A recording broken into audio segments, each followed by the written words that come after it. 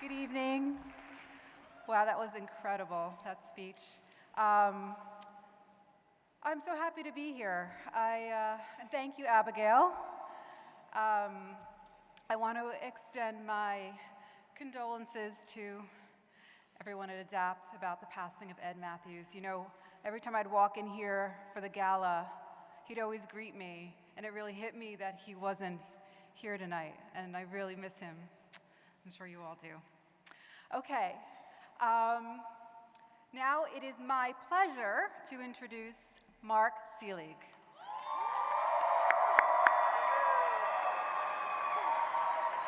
Wow. It's a lot of love for Mark in this room. Yeah. Mark is the co-founder and current chairperson of two successful businesses. One is Meister, Seelig & Fine, a prominent New York City headquartered commercial law firm with over 120 professionals and multiple offices.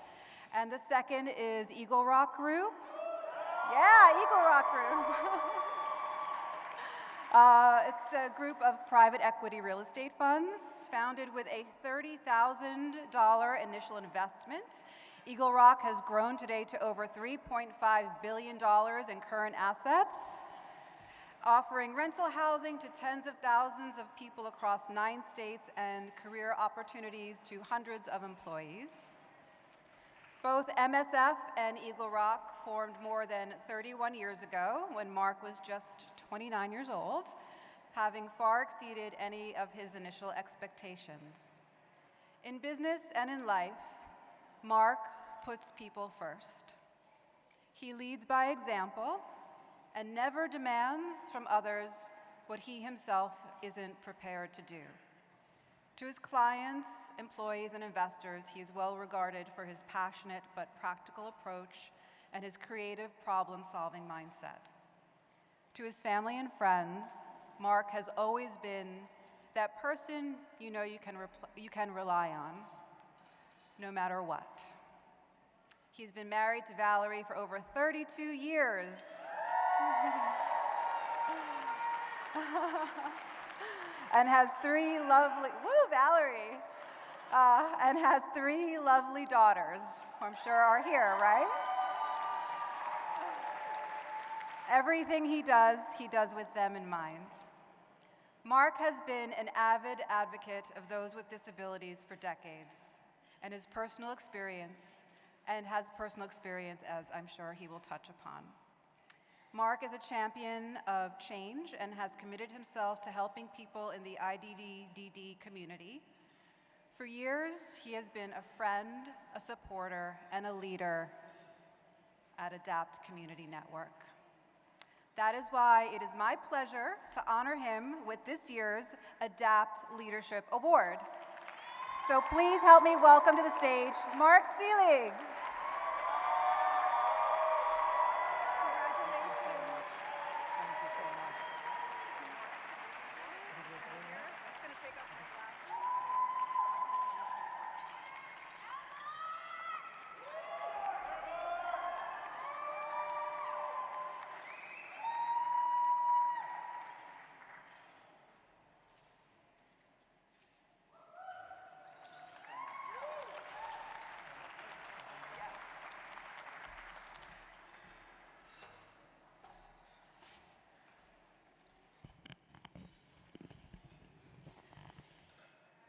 Thank you.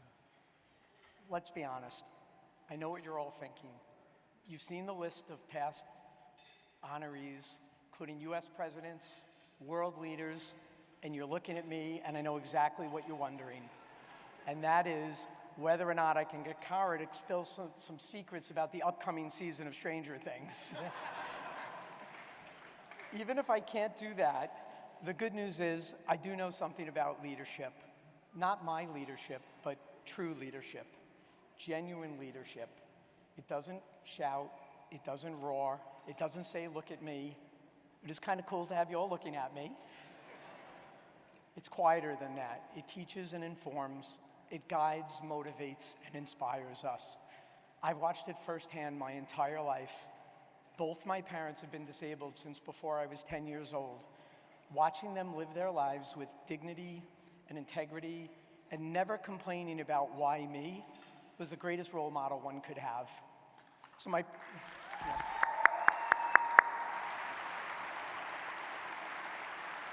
my parents were married almost 60 years when my dad passed a few years ago, and I had always pondered the secret to their happy marriage.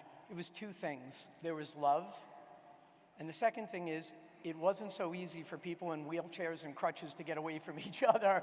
My mom would be like, "I'm leaving you," and my dad would be like, "No way!" So my mom has no idea what I'm gonna say, and my mom is here tonight. She has no idea what I'm gonna say, or that I've been carrying this for 50 years. It was a simple thing, really, but it has stuck with me my entire life. I was around 10 years old, and I was in the car with my mom, and she was looking for a parking space at the old TSS department store on Long Island. A few years prior, when she was 24 years old, my mom had an accident and lost her leg. So we were driving around this parking lot looking for a parking spot. Handicap spaces were not very prevalent back then, certainly not as prevalent as they are today, but TSS had a few, and so my mom headed for one. Just as we were about to pull into the space, another car came from the other direction, cut her off, and took the space. My mom and I sort of sat there for a moment and watched as this guy got out of the car, who was about 30 years old, and he practically jogged into the store. He clearly wasn't disabled. My mom sort of paused for a moment and then started to drive around looking for another space. As we were circling the parking lot, she ultimately found a spot at the far end of the parking lot. I remember getting more and more upset, but Mom didn't say a word. She parked, she turned off the car, she got her crutches, and we started walking toward the store. When we had finally reached the handicapped spot that we had initially aimed for, the man who took the spot was coming back to his car by then. At this point, I was fuming, always incredibly defensive of my mom. I mean, I would give the death stare to anybody who would gawk at her missing leg. Side note, for those with children, perfecting the death stare, critical element of parenting. In any event, I was sort of boiling up, ready to explode at this man who was probably 5 times my size. I'm pretty sure I could have taken him, because when it came to defending my mom, I knew I wasn't going to lose. So at the last minute, sensing the coming eruption, my mom took her hand off her crutch, she put it on my arm, she looked at me, and she said, "It's okay, it's his loss." And she felt bad for him, and we just walked into the store. But it wasn't okay to me. It was a big deal to me. And it sticks with me 50 years later. Mom taught me so much in that moment about pride and determination. She has a quiet strength. And my dad, who broke his neck and his back as a New York City police officer, was a simple and decent man. I know he would be proud of me this evening, and he gave me my foundation for leadership. It was very simple. Be fair, be honest, and keep your word. So I've learned that leadership isn't about being special. Rather, it's about helping others to recognize their unique qualities and encouraging them to realize their potential and dreams. So I've tried to be an example of that by working hard and supporting others. But true leadership is often found in overlooked places. So if you woke up this morning, popped out of bed, brushed your teeth, got dressed, made some coffee or breakfast, and headed out for work, an exercise class, or an appointment, I would just like you to raise your hand and keep it up for one moment, okay? So it's pretty much every single person in this room. Just hold your hand up for a moment. If you stopped and paused, really paused at any time this morning to think about how challenging any of those individual actions are for the many of the people that we're here to support tonight, then and only then keep your hand raised. I have to put mine down, as I see many of you do. Doesn't make me or you a bad person, but think for a moment about the immense challenges faced by many in doing the simplest things to just get your day started. Most don't complain, they don't give up, they overcome adversity that we can't imagine, and then they do it again the next day, and then the next day. So if you're like me, you wake up some days with big goals that you want to accomplish. Sometimes those goals are to build your business bigger, make more money, maybe even be a better golfer. No comments from the table in the back. But what if your goal was simply to dress yourself, or to take a step or two, or to attend one of ADAPT's amazing classrooms with other kids? Think about the strength and desire needed to accomplish those goals. Those are worthy goals, and we owe our support to every person trying to reach them. Achieving those goals shows more about leadership than anything I've been able to accomplish. So I stand here tonight humbled, knowing that the true heroes in this room, including my mom, are those who overcome challenges that we can't contemplate. Their resilience and refusal to give up are the true qualities of leadership. So in closing, I'd like to recognize the Hausman family for their incredible efforts in continuing a legacy of giving.